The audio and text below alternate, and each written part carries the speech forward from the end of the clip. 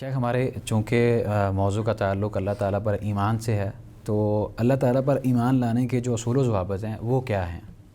اللہ تعالیٰ پر ہم اس کو اصل میں اصول بھی کہہ سکتے ہیں اور اس کو ہم اسباب بھی کہہ سکتے ہیں کہ کن اسباب کی وجہ سے ہم اللہ پر ایمان لاتے ہیں، یا اللہ پر ایمان لانے کے کیا اسباب ہیں، ہم کیوں اللہ کو مانتے ہیں، ہم کیوں اللہ کے وجود کو مانتے ہیں، کیوں اللہ کو خالق و مالک مانتے ہیں۔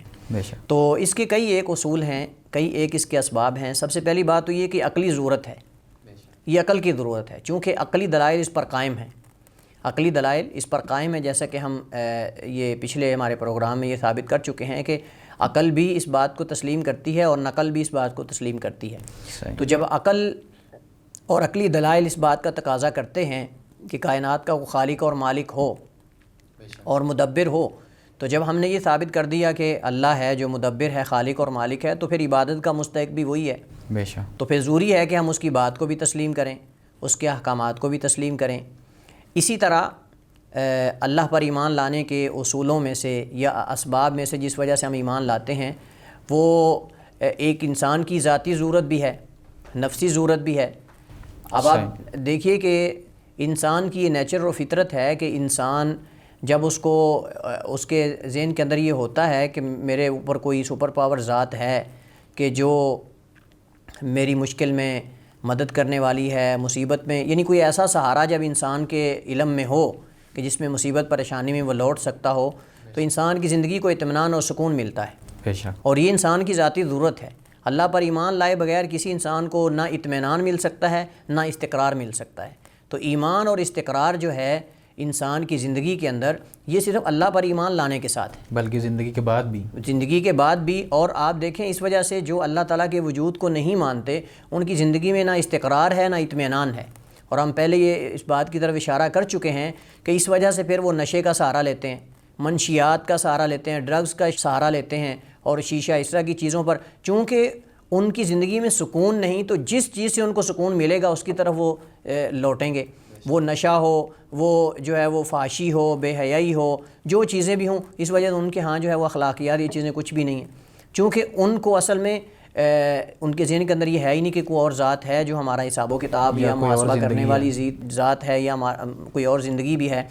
تو انسان کی یہ ذاتی ضرورت ہے، اور ذاتی ضرورت کا مطلب یہ ہے کہ انسان کو اس سے استقرار ملتا ہے اور اس کو سکون ملتا ہے۔ اس کے بغیر جو اللہ تعالیٰ پر ایمان لائے بغیر یہ استقرار اور سکون ممکن نہیں۔ اسی طرح اللہ تعالیٰ پر ایمان لانے کے اصولوں میں سے یا اسباب میں سے ایک علم و معرفت، یہ علمی اور معرفی ضرورت ہے۔ بے شک۔ آپ جانتے ہیں کہ علم و معرفت جو ہے یہ تصورات، خیالات اور استدلالات کا نام ہے۔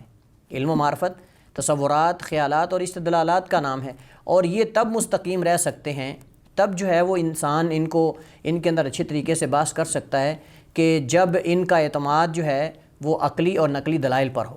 بے شک۔ یعنی علم و معرفت تب علم و معرفت ہوگی جب اس کا اعتماد جو ہے وہ عقلی اور نقلی دلائل پر ہو، اور عقلی اور نقلی دلائل جو ہیں آپ جانتے ہیں کہ ان کے اندر اصل کمال تب ہوگا جب وہ اللہ تعالیٰ کی طرف سے ہوں گے۔ اور اس وجہ سے آپ دیکھیں کہ جو کتاب و سنت کو نہیں مانتے، نہیں پڑھتے، وہ بہت زیادہ معرفت کی چیزوں سے غافل ہیں، بہت زیادہ ان سے معلومات مخفی ہیں، پوشیدہ ہیں، یعنی گویا کہ انہوں نے کچھ بھی نہیں دیکھا۔ اور اسی وجہ سے آپ دیکھتے ہیں بہت زیادہ سائنسدان ایسے ہیں کہ جو قرآن کریم کو پڑھتے ہیں، احادیث کا مطالعہ کرتے ہیں اور ان سے اس کو بہت زیادہ فوائد ملتے ہیں۔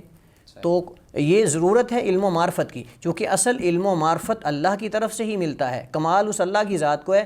تصورات، خیالات، استدلالات انسانی عقل نہیں دے سکتی، اس کے اندر نقص ہے، کمال نہیں اس کے اندر۔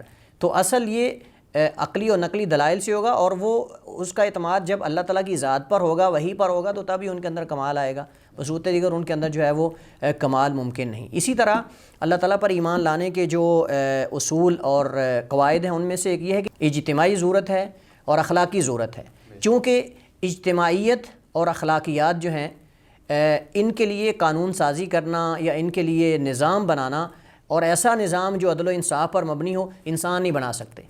بے شک۔ انسان جب نظام بنائے گا، قانون بنائے گا، یقیناً کسی رشتہ دار کا خیال کر لے گا، کسی بڑے کا خیال کر لے گا، کسی عہدے کا، کسی کے مالدار ہونے کا خیال کر لے گا، یعنی اس قانون اور نظام اور قانون سازی کے اندر عدل نہیں ہوگا۔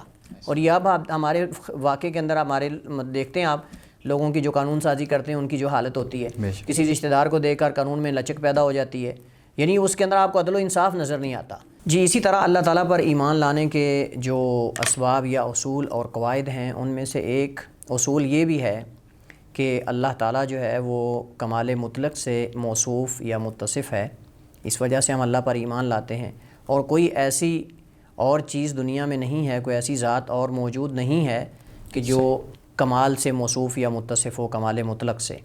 تو اس وجہ سے ہم اللہ تعالیٰ کی ذات پر ایمان رکھتے ہیں اور ایمان لاتے ہیں۔ اور اسی طرح اللہ تعالیٰ پر ایمان لانے کے اصولوں میں سے ایک آخری اصول وہ یہ ہے کہ ہم اللہ تعالیٰ کے کمال کا احاطہ نہیں کر سکتے۔ اللہ تعالیٰ کے کمال کا احاطہ کرنا ناممکن ہے، اس وجہ سے اللہ تعالیٰ کے کمال کا احاطہ نہ ہونا اس بات کی دلیل نہیں کہ ہم اللہ تعالیٰ پر ایمان نہ لائیں۔ اللہ تعالیٰ کے کمال کا جب احاطہ ہم نہیں کر سکتے تو اس کو بنیاد بنا کے ہم اللہ تعالیٰ کی ذات کا انکار نہیں کر سکتے۔ تو یہ چند اصول اور چند اسباب ہیں جن کی وجہ سے اللہ تعالیٰ پر ہم ایمان رکھتے ہیں اور ایمان لاتے ہیں۔